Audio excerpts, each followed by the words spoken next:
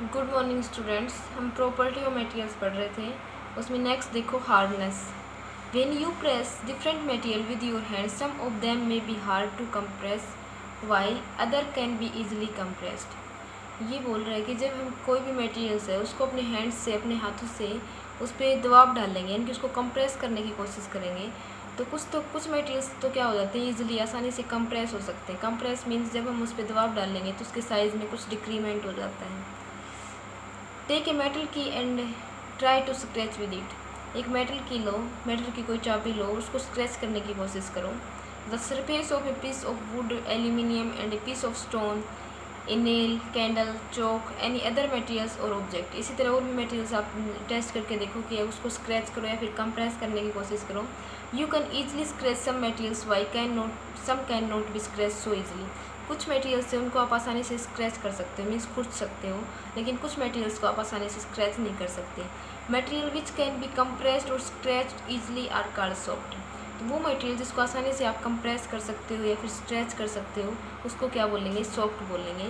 While some other materials which are difficult to compress is called hard. तो कुछ materials क्या होते हैं जिनको कंप्रेस करना हार्ड होता है, ठीक है, जैसे टाइल है या फिर कोई लोहे की हम मटेरियल्स ले रहे हैं तो उनको कंप्रेस करना क्या होता है, हार्ड होता है, तो उसको क्या बोलेंगे, hard.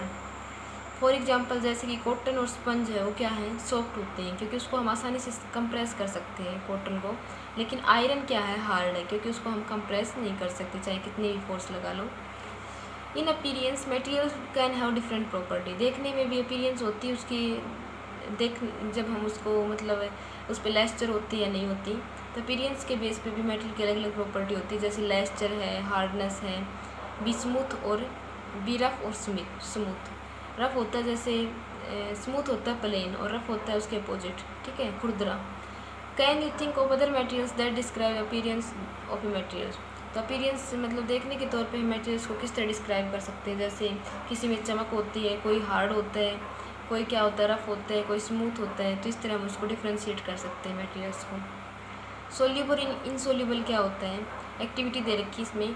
Collect sample of some solid substances such as sugar, salt, chalk powder, sand and sawdust. आपको कुछ सॉलिड सब्सटेंसेस लेने हैं, जैसे शुगर ले ली, चीनी ले ली, नमक या फिर चॉक पाउडर ले लिया, या फिर सैंड मीन्स मिट्टी ले ली, या फिर डस्ट ले लिए, धूल कण ले लिए।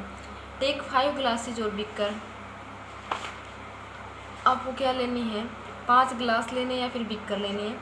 Fill each one of them about 2/3 with water. उसको पानी से भरना है। एड ए स्मॉल अमाउंट यानी स्पून फुल, मतलब 1 स्पून ले सकते हो आप, of sugar to first glass. पहले ग्लास में आपको क्या डालनी है, शुगर डालनी, चीनी डालनी है। Salt to second glass, second में आपको साल्ट डालना है। Similarly add small amount of other substances into other glasses. आपने क्या क्या लिया था, सोल्ट लिया था, शुगर लिया था, चॉक पाउडर लिया था, सैंड और साडेस्ट। तो ये अलग अलग मटेरियल्स हैं, ये पानी के अंदर आपको डालने हैं, 5 बीकर के अंदर। Stir the contact of each of them with spoon. चम्मच की सहायता से आपको उसको अच्छी तरह मिक्स करना है हिला के।